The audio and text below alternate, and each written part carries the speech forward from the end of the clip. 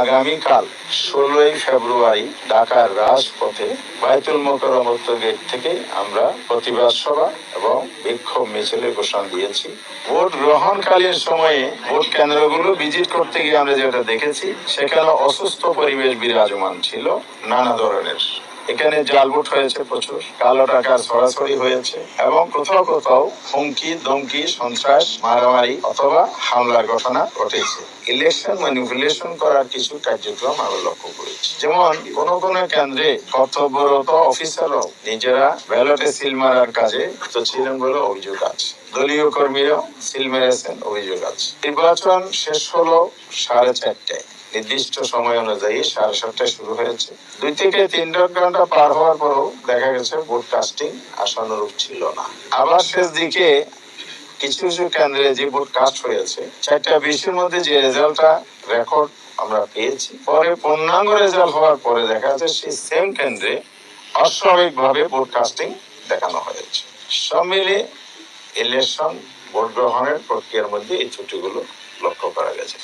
Result শিটেও দেখা গেছে ঘষা মাজা, কাটাছিটা, ওভার রাইটিং এবং অনেক জায়গায় যে অরিজিনাল এজেন্ট ছিলেন প্রার্থীর, তার স্বাক্ষর নেওয়া হয়নি রেজাল্ট শিটে। ঢাকা 6 মানে আব্দুল মান্নান, ঢাকা 6 আসনে রেজাল্ট শিট লেখা হয়েছে পেন্সিলে। সেখানে আমাদের প্রার্থী ছিলেন দাঁড়িপাল্লার ডক্টর আব্দুল মান্নান। রেজাল্ট শিটটা আমাকে দেখিয়েছে, কালকে আমি দেখেছি।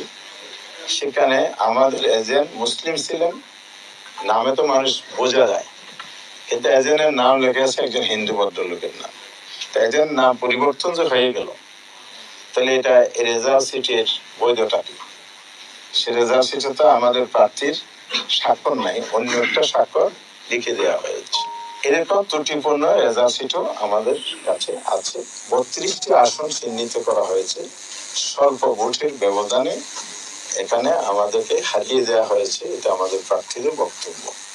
সেখানে আল্লামা মামুনুর সাহেব, বাংলাদেশ খেলাফত মজলিসের যিনি প্রধান, জামায়াত ইসলামী সেক্রেটারি জেনারেল অধ্যাপক মিয়া গোলাম পরোয়ার আসন, ঢাকা 8 আসনে নাসিরউদ্দিন পাটোয়ারি, এই নামগুলো আপনারা জানেন, ছিলেন, এই জন্য এগুলো বললাম। এই জন্য এই ধরনের আরো অনেকেই, যেগুলো আমরা তালিকা জমা দিয়েছি, কমিশনের কাছে বলেছি এগুলো রিকাউন্টিং করা হোক, পুনর্গণনা করা হোক। চট্টগ্রাম 14, এই চট্টগ্রাম 14 আছে, ওনার অনেকগুলো এভিডেন্স উনি কমিশনকে শো করেছেন, উনি কি কি করেছেন, কি কমপ্লেন ছিল।